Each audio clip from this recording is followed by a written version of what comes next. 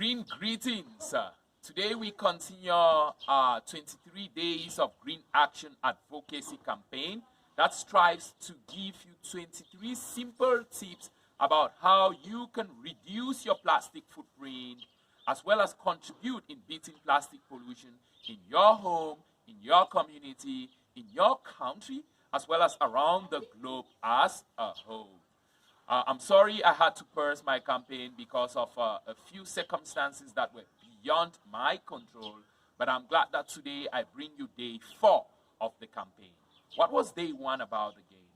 In day 1, I encouraged you to stop using the gas lighter and use the matches because the gas lighter is made up of plastic, but the match, after lighting your fire, you have just a piece of wood that decays.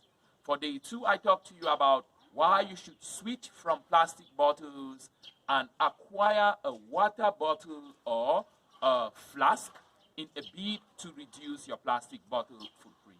Meanwhile, for day 3, I encouraged you to simply stop the use of straws. Please, let's do something to stop the use of straws. Today, I'm going to be talking about why you should stop the use of single-use plastics that have been banned in so many nations and places around the globe. In Cameroon, single-use plastics like this were banned in April 2014, and ever since then, these single-use plastics keep increasing in our communities. And this explains why I've taken out time to talk to you about how you can reduce or completely stop the use of single-use plastics in your home, as well as contribute in enforcing the ban against single-use plastics in Cameroon and around the globe. Remember, single-use plastics are plastics that once used cannot be reused.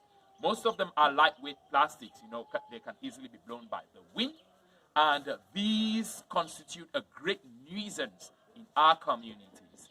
So how can we stop the use of single-use plastics? First, we should all accept that single-use plastics are bad for the environment. And that is why the government of Cameroon has banned the use of single-use plastics.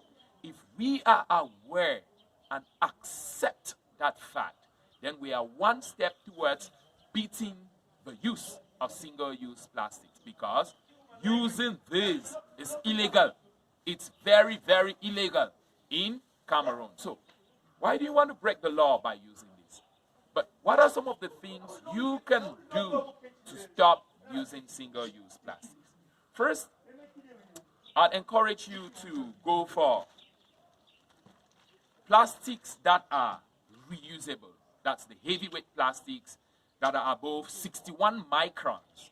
These are plastics that you can use and use again and use again and again, as compared to if you were to use this that is below 61 microns. Remember, single-use plastic, we have the white plastic paper that most people use to wrap corn fufu. We have the black paper. We have the black and white paper. We have the yellow and black paper. We have the blue and white paper. All those plastics that can easily be blown by the wind. So the first thing you can do in fighting them is to use this. These are reusable. But the government again encourages that before you buy these, you should check if it's stamped, so that you know who is producing this. Away from this, what can you do to contribute in stopping the use of this?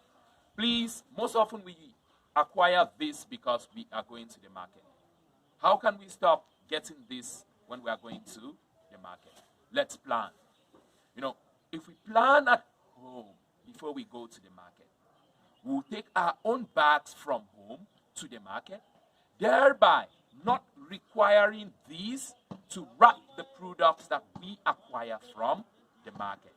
That is why it's very important that before you go to the market, you should plan. You should know what you want to buy. When you know what you want to buy and you know why you are going to the market, you will definitely plan take your bags, baskets, or bowls to the market, and you'll be able to acquire stuff from the market without acquiring the single-use plastics that contributes in being a nuisance back in your home. Around our homes, in our communities, what can we do to stop the use of single-use plastics?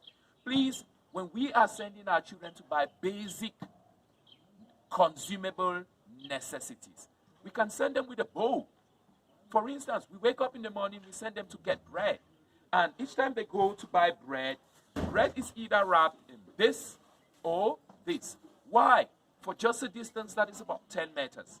So you can give them a bowl to go and buy, those basic necessities you buy every day around your home.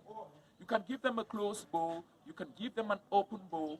You can give them a reusable bag. You can give them a reusable plastic, so that each time they go to buy around your home or in your community, they don't buy and wrap it in single-use plastics. So this is one thing we can do. You can get sacks bags, multiple sacks bags. These sacks bags are also reusable. You can get multiple sacks bags. So you realize that if we educate our children that single-use plastics are bad, and constantly remind them on the need to take a utensil or a bowl or a storage container each time they want to go and buy something, then we would greatly be contributing in stopping the use of single-use lightweight plastics. So these are just some basic tips. Please, we should learn to prepare before we go to the market. We should educate our children on the dangers of single-use plastics and how bad they are for the environment. We should accept that using single-use plastics in the Republic of Cameroon is bad and has been banned. I mean, if we do this, we would realize that our plastic use would greatly drop. So this is what I had for you for today's edition of my 23 Days of Green Action Advocacy campaign that strives to educate and engage citizens of Mother Earth to take action to reduce their plastic footprint, as well as contribute in beating plastic pollution around the globe. Stay tuned to tomorrow as I bring you Day 5, and please, together we can beat plastic pollution. Let's say no to single-use